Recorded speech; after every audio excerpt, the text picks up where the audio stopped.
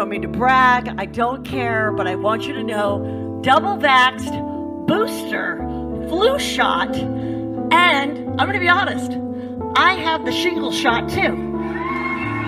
And I still get my period. What? Yes! Traveled, went to Mexico twice, did shows, meet and greets, never got COVID. Clearly, Jesus loves me the most. Seriously. So nice, so nice.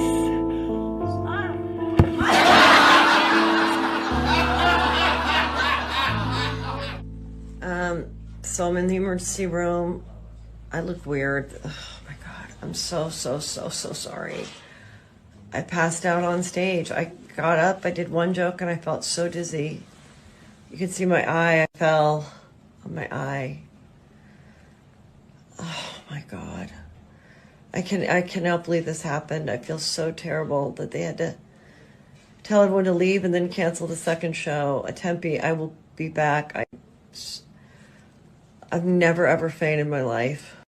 It's unbelievable sometimes to watch it, and like you said, it's happening right here on our earth, and we're watching it happening in front of us. What if those 75 million people had just refused to cooperate in 2020, 2021? Just refused to cooperate. Would have been unenforceable. Yeah. And this is why this second group that can see it but still cooperate with it, that's the pivotal group.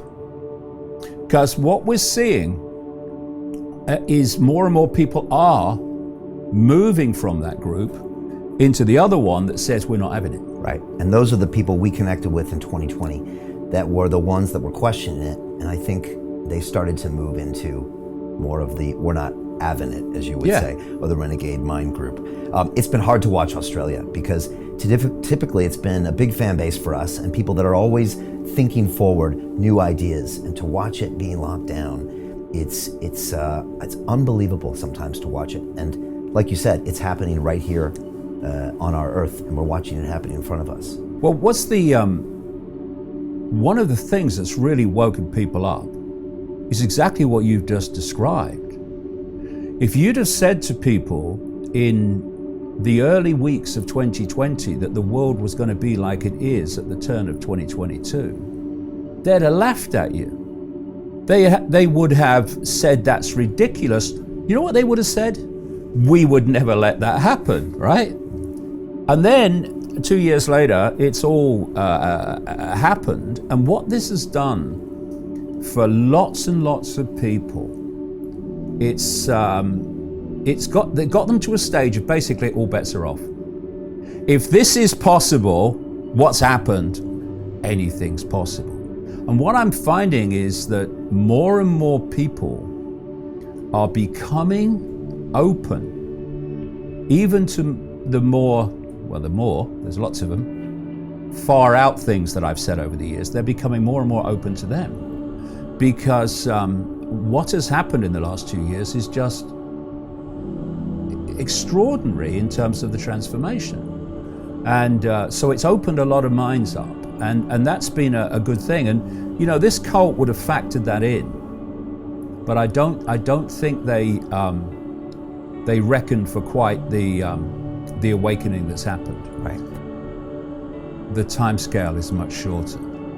They have a time scale to 2030 for absolute transformation of human society, including the widespread connection of the human brain to artificial intelligence, so artificial intelligence becomes the human mind. So the time scale is very short. And so the script that's been unfolding since the COVID card was played, it does not end now, clearly. I mean, it's pushing on mandatory vaccinations and stuff for the first time in Austria. And in this script ongoing will be many, many other events, claims, and happenings that will be designed to push for, and I've just asked people to keep this in mind, to push forward towards this Hunger Games society. Remember that structure as these events unfold. Because if you look at lockdown, well, lockdown was nothing to do with health. Lockdown was economic destruction of businesses that were not in the cult corporate network. This is why the great corporations, the cult-owned corporations, have increased their market share massively, while small business and medium business have gone under in enormous numbers through lockdown. Lockdown was part of the creation of that dependency of the population. Because while you have independent business and independent employment, independent of the few at the top, the cult as I'll call them, then you do not have dependency, which equals control. But if you can destroy that independent business network and destroy that independent income, at the same time that you are taking jobs galore from people using AI and technology, then you are bringing people into a state of dependency upon the few. So you've lost your job and you lost your business, and oh yeah, your job's gone to AI. So how are you going to put food on the table? And this is where I've been writing about this for decades. And it's now being trialed all over the world. Not trialed, it's being introduced. It's called the guaranteed income. And the guaranteed income will be a pittance, relatively, that will be given to people who have no other form of income, which is increasingly more and more people. But it will come with consequences. What we're looking at is, if people want to see what this Hunger Games society is supposed to look like, then look to China, because China is the blueprint on which this global system, which the COVID era was designed to push on massively and has, China was the blueprint. And it might be worth that, because this will be part of where it goes from here. Just looking at the sequence of events that led us to where we are now in the West, and indeed the rest of the world. The Mao revolution in China was a cult revolution. Mao was the cult's guy. And the whole foundation of it was to create a closed society of utter tyranny, where when the tyranny in power said this is going to happen, there wasn't a debate, it just bloody happened, which meant that they could move real fast with this system. Whereas in the West, until the COVID card was played, there was some lip service to freedom, democracy, and debate, so everything could move slower in terms of moving to this dystopian system. So the idea was to incubate within China a system of mass control, not least based on AI and technology, which, when it was perfected, would be played out across the world and become the global system. So patriots around the world, not just in the United States, but around the world, Australia, New Zealand, Canada, Europe, even France. France is figuring it out. Patriots around the world are starting to figure out that the streets can be a tactical weapon in the fight for freedom. The left figured that out a long time ago, folks. The streets, what do you mean? You lift up the asphalt? No, we're not leftists who actually did, Antifa, lift up the asphalt. What was it, during the 2020 election, and start attacking people with the bricks? No, I'm not talking about that. That's leftist stuff. I'm talking about taking to the streets, showing your presence in the streets so that the media and the left can't ignore you. Folks, there is power in organizing in the streets. The left has figured it out a long time ago. We are starting to figure out that if we take their tactics and use them to advance freedom and liberty, that all of a sudden they get in a panic and they're in a messaging chaos moment right now. I'll show that to you later as well. They're in total messaging chaos. They don't know what to do about the Ottawa truckers, the freedom rallies around the world against these mandates. They don't know what to do about parents at school boards. They have no idea. Here, I want you to see this first, what I mean. So the tyrant running Canada right now, Prime Minister Trudeau, one of the most incompetent government leaders in the history of humankind, in the history of the known cosmos, as a matter of fact. Justin Trudeau, no life experience whatsoever, a goon of the highest order. Justin Trudeau decided it would be a good idea through his surrogates in the Ottawa Police Department over there, leadership, which is doing a god-awful job. They said, listen, you're not allowed to bring gas and gas cans to these truckers. You can't do that. So the citizens around Ottawa, you patriots, and I love you for it, they said, really? We're not allowed to bring gas cans are illegal now? Gas cans? That's kind of strange. We're going to give you the double-barreled, family-friendly middle finger, and we're not only going to bring gas cans, we're going to bring a whole lot of them and arrest us all. How does that sound? This is what taking to the streets looks like. Take a look at this. You like that? Man, yes. There you go. That's what it looks like, Yes. folks. For those of you listening on audio. About 10-second video. Check us out on Rumble. Don't miss it. It's right at the beginning of the show. Please.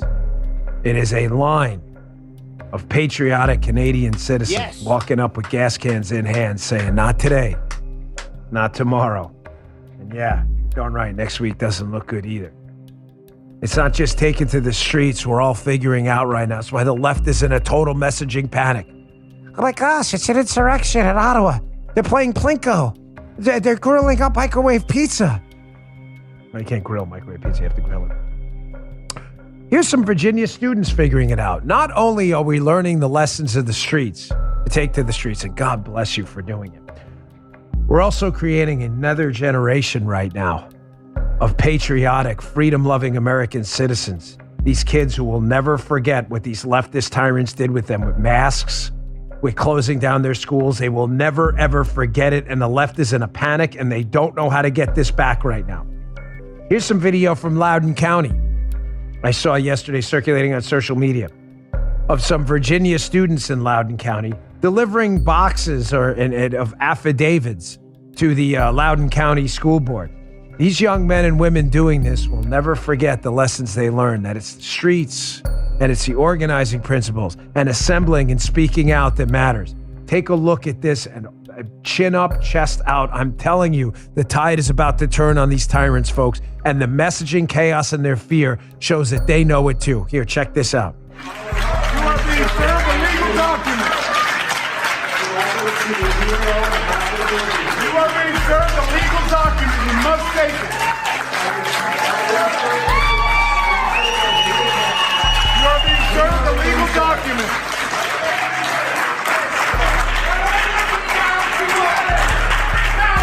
You are being served a legal document. Folks, they're panicking. They are panicking. I see it. This is my entire life is dedicated to diagnosing and researching what these leftist, tyrant, totalitarian, anti-freedom activists are up to. They are so easy to predict. The left is very good at coordinating messaging. Tax the rich, fair share, healthcare equity, all of these messages you've heard, equity in general, you've heard these, right? They are coordinated messaging strikes. Joe Rogan's a racist. None of this stuff is actually true or based in fact at all. But they're coordinated messaging strikes. When you see scattershot messaging coming from the left, I'll show you in a minute. Don't go anywhere. Please, important show. When you see scattershot messaging, one guy saying one thing, one leftist nut saying another thing, another leftist media nut saying another thing, you know they're discombobulated. They don't know what to do. They can't agree on how to fight back. Joe, we've done this before. I'm going to show you evidence now. But here's one example of it. And this goes under, I'm just listed as irony alert. Here's Justin Trudeau, totally kneecapped here, does not know what to do messaging-wise. He starts attacking the truckers. He goes on with this whole, they didn't play the whole thing, talk about swastikas, making this whole thing up. This swastika thing had nothing to do with the truckers at the rally. Now, they're just making this crap up. This is what they do, right? Here's Trudeau talking about what appears to be his own lockdowns, but he's really talking about the truckers. Here, listen to this. Individuals are trying to blockade our economy, our democracy, and our fellow citizens' daily lives. It has to stop. Wait, was he talking about individuals in the government? Oh no, he was talking about the truckers. This is how you know they are in complete messaging chaos. When they say something that could be very easily turned around to apply to individuals in the government themselves, they don't know what to do. So just to be clear, blockading the economy now is a bad thing because that's what you did. Oh, no. When we did it, it was good. It was benevolent. When they do it, it's evil and they're Nazis carrying swastikas. One of the things I've been wanting to update you guys about is that there is a great anticipation, or a high probability is really the verbiage that is used with me, that in the spring of the year, we're going to see, or they're anticipating some very massive earthquakes, and those earthquakes could very much create tsunamis. And that is expected to transpire starting all the way down off the New Zealand, off the coast of New Zealand, and then going all the way up to Japan. There are also recently some of the scientists there at the Pentagon have also been talking about, let me just pull up some of that information for you there.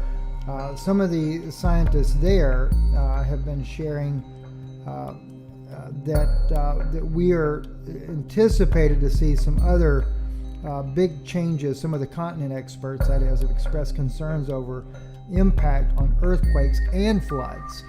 So all kinds of climatic changes are coming, and so we wanted to share that with you guys. That they're really anticipating some horrific things to take place as time moves on. And so at any rate, I'm hoping to get some more updates this evening. I know that the situation with Russia over in Syria, Russia has stepped up more, working with the Syrian government there, kind of like flexing their muscles, letting the U.S. know that they're on the side of Iran, they're on the side of Syria, and also letting the Israelis know. It's been a very mixed message. Normally the Russians are very, very good at working with the Israelis, but right now they're jamming the systems in Israel, and of course Israel is taking their own technology and jamming back the Russians, and the Russians are saying they're having to do this for a defensive measure to protect their own base here in Latvia. And of course I got messages from Israeli intel saying that they will destroy the Russian base if Russia doesn't back off. So it's a very, very tit-for-tat type of situation going on there. And again, don't forget, we had mentioned to you already that when this situation goes down, as far as any confrontation that we could possibly have with Russia, that there is a belief that Iran will strike Israel from a naval vessel. That's the intel that we have gotten. Regards to how Russia would get brought into a war with the U.S. It would first start with Iran, strike against Israel, and then Russia then would strike the United States. Now, whether or not that will really happen still remains to be seen. That's just some of the intel, some of the scenarios that have been played out. So we'll just have to wait to see how that's going to work out. For the glory of science, just because it's there, we want to explore it and develop it just because. Sometimes, we have to be smarter than that and realize that there are some things we leave alone because we don't know enough about them, especially, galaxy and astronomical things that we have no control over. They can now grow stem cells of spinal cord tissues taken from the patient and inject them back into, the area of damage and grow new nerves, new nerve connection, new discs. And they can also make a device that they can put in there to relieve pressure on the spinal processes, and so they can walk again. Israel is making so many, scientific discoveries that are really earth-shattering, mind-blowing, and this is one of them. there's hope for a lot of our injured veterans and things like that, and people that have damaged their spinal cords or something else. I knew they must have some way to do it with stem cells, to regrow tissue. And I'd even looked at jumper cable type things where you put a device above the damaged, nerve spine and one below it, and connect neurons from above the break and to those below the break, and you could have a patch, in essence, jumper cable. But this is much better. Make sure you go to standeo.com. That's Stan, D-E-Y-O, standeo.com. Links in the program description box. Make sure you check that out tomorrow, which will be February 9th, the top video of the day. Please. And bookmark standeo.com, please. All right. Go ahead, sir. All right. I'm looking here now. Then what do I want to talk about next? A little bit of a problem in the state of Oregon. If you click on slide 51, isn't it? Is it 51, guys? Yeah, 51. Need to get my glasses cleaned. This is talking about geologists are monitoring very closely the magma that's been rising under the Oregon volcanic region, and they've been monitoring it for years. But in the last 3 or 4 years, they've been seeing an increased rise in the ground level over a 12-mile diameter region. That's like, that's big. That's a lot of square miles. And it's 3 miles west of the South Sister Volcano, according to the USGS. It says the ground rose 0.9 inches, almost an inch, from June of 2020 to August of 2021. Now, movements like this catch your attention if you're a geologist, because it is showing that the magma pressure is going to release. And it's in an area called the Three Sisters area. And you can see the picture there in the article, or on the click on the picture above in slide 51. But it does show you the deformation of the ground, the uplift, and those colored rings around that at the center there shows the center where it's happening over old volcanic regions. And it shows the degree of rise in those rings where they show the height difference. That's a differential graph. Just added to the problems for people in Oregon, because they're sitting on the west coast there, where we have the Juan de Fuca area being very active volcanically, and is threatening to create a tsunami with a major earthquake around Richter 9 or so, which may also trigger this volcano. Time to leave Oregon, guys. Yeah. Spooky, isn't it? As if you need a reason to leave Oregon, and my apologies to people of Oregon, but there you go. Wow. You'll get cards and letters. Yeah, I know. Yeah. Boy, there's so many things that are threatening our lives, not just in America, but the whole planet. And you've got a bunch of people trying to say that they know better, their science is great, and they're going to engineer the planet so they can support maybe 500 million people or 1 million people, whatever they decide, and get rid of all the rest, by attrition, by resources depletion, and by disease and whatever. And they're playing with, things, weather, geology on this planet that they do not really understand. The Creator understands. The Creator of this planet put everything in order and gave it a lifetime. It's going to wear out eventually. And so our scientists are using what's called post hoc ergo propter hoc logic. It has always been this way in things of the earth, therefore it will continue to be this way. But until there is a but clause which says, we're at the end of the life of these things and it's all going to change now. And so they're using this flawed logic. They've always done this to predict what the future is going to be and how they can manipulate the future with cloud seeding and, all the other things they do. But no, we're in real trouble.